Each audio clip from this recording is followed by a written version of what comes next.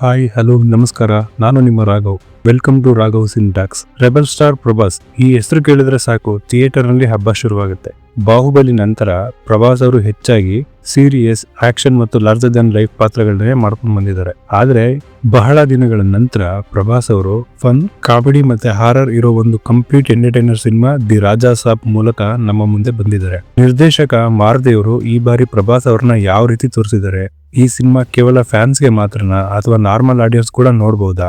ಬನ್ನಿ ಇವತ್ತಿನ ಡೀಟೇಲ್ ವಿಮರ್ಶೆಯಲ್ಲಿ ಎಲ್ಲಾನ ನೋಡೋಣ. ಮೊದಲಿಗೆ ಕತೆ ವಿಚಾರಕ್ಕೆ ಬರೋದಾದ್ರೆ, ಈ ಸಿನಿಮಾದ ಕತೆ ನಡೆಯೋದು ಒಂದು ನಿಗೂಢವಾದ ಹಳೆಯ ಅರಮನೆ ಸುತ್ತ. ನಮ್ಮ ನಾಯಕ ರಾಜು ಅಲಿಯಾಸ್ ರಾಜಾ ಸಾಬ್ ತನ್ನ ಅಜ್ಜನನ್ನ ಹುಡುಕೊಂಡು ಹೋಗ್ತಾನೆ. ಅವನ ಅಜ್ಜ ಒಬ್ಬ ದೊಡ್ಡ ಮಂತ್ರವಾದಿ. ಕಥೆಯಲ್ಲಿ ಮಾಟ ಮಂತ್ರ, ಹೆಲೋಜಿನೇಷನ್ ಮತ್ತೆ ಫ್ಯಾಂಟಸಿ ಎಲಿಮೆಂಟ್ಸ್ ಕೂಡ ಇದಾವೆ. ರಾಜು ತನ್ನ ಅಜ್ಜನನ್ನ ಹುಡುಕೋ ಹಾದಿಯಲ್ಲಿ ಎದುರಿಸುವ ವಿಚಿತ್ರ ಅನುಭವಗಳು ಮತ್ತೆ ಆ ಮನೆಯ ಹಿಂದಿರೋ ಮಿಸ್ಟ್ರಿ ಏನು ಅನ್ನೋದೇ ಈ ಸಿನಿಮಾದ ಕತೆ.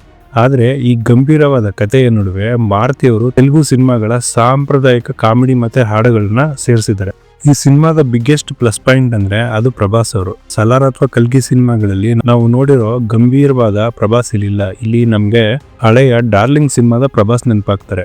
ಅವರ funny dialogue delivery, stylish mannerism ಮತ್ತೆ ಎನರ್ಜಿ ತುಂಬಾನೇ ಫ್ರೆಶ್ ಆಗಿದೆ. ಫ್ಯಾನ್ಸ್ಗೆ ಅವರನ್ನ ಈ ರೀತಿ ನೋಡೋದು ಒಂದು ಸಂಭ್ರಮವಾಗಿರುತ್ತೆ.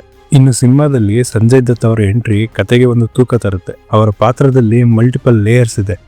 ಹಾರರ್ ಎಲಿಮೆಂಟ್ಸ್ ವರ್ಕ್ ಆಗೋದಕ್ಕೆ ಇವರ ಪಾತ್ರದ ಕೊಡುಗೆ ದೊಡ್ಡದು. ಸಿನಿಮಾದ ಪ್ರೀ ಕ್ಲೈಮ್ಯಾಕ್ಸ್ ದೃಶ್ಯಗಳು ಮತ್ತು ಆ ಹಲೋಜಿನೇಷನ್ ಕಾನ್ಸೆಪ್ಟ್ ಅನ್ನ ತೋರಿಸಿರೋ ರೀತಿ ಇಂಟ್ರೆಸ್ಟಿಂಗ್ ಆಗಿದೆ. ಆದ್ರೆ ಸಿನಿಮಾದಲ್ಲಿ ಕೆಲವು ದೊಡ್ಡ ಮೈನಸ್ ಪಾಯಿಂಟ್ಸ್ ಇದಾವೆ. ಅದನ್ನ ನಾವು ಚರ್ಚೆ ಮಾಡಬೇಕು. ಅದೇನು ಅಂತ ನೋಡೋಣ. ಮಾರುತಿ ಅವರು ಒಂದು ಒಳ್ಳೆ ಕಾನ್ಸೆಪ್ಟ್ ತಗೊಂಡು ಬಂದಿದ್ದಾರೆ, ಆದ್ರೆ ಅದನ್ನ ಪ್ರೆಸೆಂಟ್ ಮಾಡೋ ರೀತಿ ತುಂಬಾ ಹಳೆಯದು. ಮೊದಲಾರ್ಧದಲ್ಲಿ ಕತೆಗಿಂತ ಹೆಚ್ಚಾಗಿ ಅನಗತ್ಯ ಹಾಡುಗಳು ಮತ್ತು ಕಾಮಿಡಿಗೆನೆ ತುಂಬಾ ಇಂಪಾರ್ಟೆನ್ಸ್ ಕೊಟ್ಟಿದ್ದಾರೆ. ಲಾಜಿಕ್ ಇಲ್ದೇ ಇರೋ ದೃಶ್ಯಗಳು, ಕಾಡಿನ ಮಧ್ಯೆ ಹೀರೋಯಿನ್ ಸೀರೆ ಇಟ್ಟು ಬರೋದು ಅಥವಾ ಪಾತ್ರಗಳು ಬಂದು ಹೋಗೋದಕ್ಕೆ ಯಾವುದೇ ಸ್ಟ್ರಾಂಗ್ ರೀಸನ್ ಇಲ್ಲದೆ ಇರೋದು ಸ್ವಲ್ಪ ಸಿಲ್ಲಿ ಅನಿಸ್ತಾ ಇರುತ್ತೆ. ತಮ್ಮನವರ BGM ಕೆಲವು ಸೀನ್ಗಳಲ್ಲಿ ಓವರ್ಟೇಕ್ ಮಾಡುತ್ತೆ. ಸ್ವಲ್ಪ ಸೌಂಡ್ ಜಾಸ್ತಿ ಆಯಿತು ಅನ್ಸೋದು ಗ್ಯಾರಂಟಿ. ಇಂತಹ ಫ್ಯಾಂಟಸಿ ಸಿನಿಮಾಗಳಿಗೆ VFX ತುಂಬಾ ಮುಖ್ಯ. ಆದ್ರೆ ಇಲ್ಲಿ ಕೆಲವು ಕಡೆ VFX ಕೆಲಸಗಳು ತುಂಬಾನೇ ಕಳಪೆಯಾಗಿದ್ದಾವೆ. ಅದು ಸಿನಿಮಾದ ಇಂಪ್ಯಾಕ್ಟ್ ಅನ್ನ ಕಡಿಮೆ ಮಾಡುತ್ತೆ. ಟೆಕ್ನಿಕಾಲಿಟಿ ಬಗ್ಗೆ ಮಾತಾಡೋದಾದ್ರೆ, ಅರಮನೆಯ ಸೆಟ್ ಡಿಸೈನ್ ಮತ್ತೆ ಸಿನಿಮಾಟೋಗ್ರಫಿ ತುಂಬಾ ಚೆನ್ನಾಗಿದೆ. ಹಾರರ್ ಮೂಡ್ ಕ್ರಿಯೇಟ್ ಮಾಡೋದಕ್ಕೆ ಲೈಟಿಂಗ್ ಅನ್ನ ಚೆನ್ನಾಗಿ ಬಳಸ್ಕೊಂಡಿದ್ದಾರೆ. ಸೆಕೆಂಡ್ ಹಾಫ್ ನಲ್ಲಿ ಕೆಲವು ಸ್ಕೇರಿ ಮೂವ್ಮೆಂಟ್ಸ್ ಚೆನ್ನಾಗಿ ವರ್ಕ್ ಆಗ್ತವೆ. ಆದ್ರೆ ಡೈರೆಕ್ಷನ್ ವಿಚಾರದಲ್ಲಿ ಮಾರುತಿ ಅವರು ಇನ್ನೂ ಎಫರ್ಟ್ ಹಾಕ್ಬೋದಾಗಿತ್ತು. ಈ ಕತೆ ಸೀರಿಯಸ್ ಆಗಿ ಹೋಗಿದ್ರೆ ಇನ್ನಷ್ಟು ದೊಡ್ಡ ಮಟ್ಟದ ಇಂಪ್ಯಾಕ್ಟ್ ಕ್ರಿಯೇಟ್ ಮಾಡ್ತಾ ಇತ್ತೇನೋ.